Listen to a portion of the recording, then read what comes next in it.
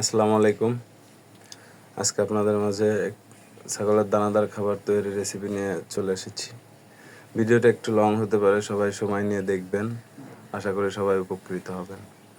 যারা খামারি ভাইরা আছেন আমার মতো, তারা অবশ্যই এইভাবে দানাদার খাবার তৈরি করে ছাগলকে খাওয়াবেন, অবশ্যই তাতে ভালো ফল পাবেন আশা করি ইনশাল্লাহ।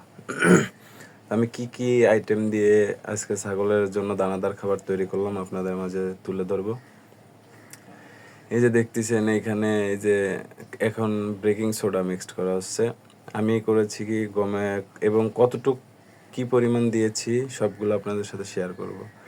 আমি দিয়েছি হচ্ছে 100 কেজি খাবারের জন্য গম ভাঙা দিয়েছি হচ্ছে 18 কেজি, ভুট্টা ভাঙা দিয়েছি হচ্ছে 42 কেজি। ভুট্টা একদম মিহি মিহি না, একদম একটু সুজি টাইপের আর কি, ছোট ছোট। তারপরে খোল দিয়েছি 8 কেজি, রাইস ব্রান দিয়েছি 22 কেজি, সয়াবিন মিল দিয়েছি 7 কেজি।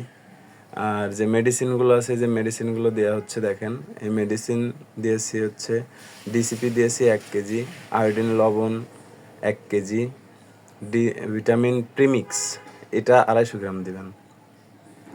তারপর হচ্ছে খাবার সোডা, যেটা হজমে সহযোগিতা করে, বেকিং সোডা বা খাবার সোডা নামে পরিচিত, এটা দেবেন 100 গ্রাম।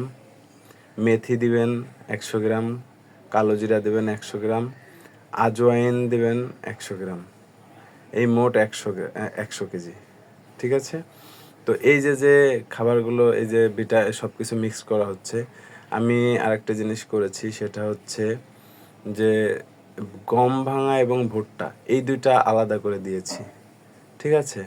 এই দুইটা মিক্সড করে আলাদা রেখে দিয়েছি এবং বাকি যে রাইস ব্রান, সয়ামিল, সরিষা খোল এবং বাকি যে মেডিসিনগুলো দিয়েছি, কালো জিরা, মেথি, এগুলো মিক্সড করে আলাদা রেখেছি।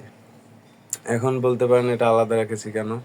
এইটা হচ্ছে ভুট্টা এবং গম ভাঙা, এই দুইটা ফার্মেন্টেশন করে খাওয়ালে ছাগলের জন্য ভালো হয়।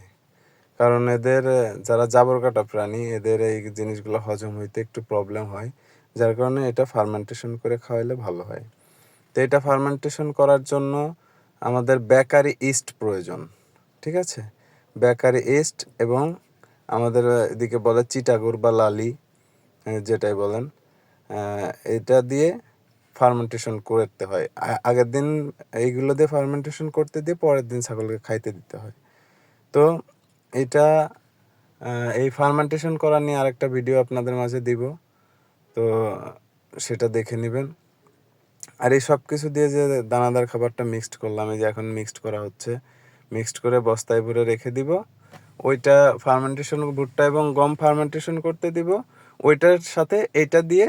এবং আপনারা চাইলে যে আপনারা চাইলে সাইলেস অথবা 0 সাইজের খড় কেটে দিয়ে ওর সাথে মিক্সড করে দিতে পারেন, যাতে খাবারটা ওদের হজম হইতে সুবিধা হয় বা চাবিয়ে খেতে সুবিধা হয়।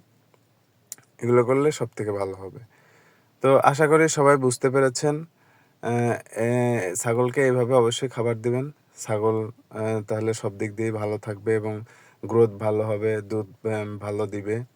তো ভিডিওটি কেমন লাগলো সবাই জানাবেন এবং কোনো ধরনের ভুল ভ্রান্তি হলে কমেন্টে জানাবেন।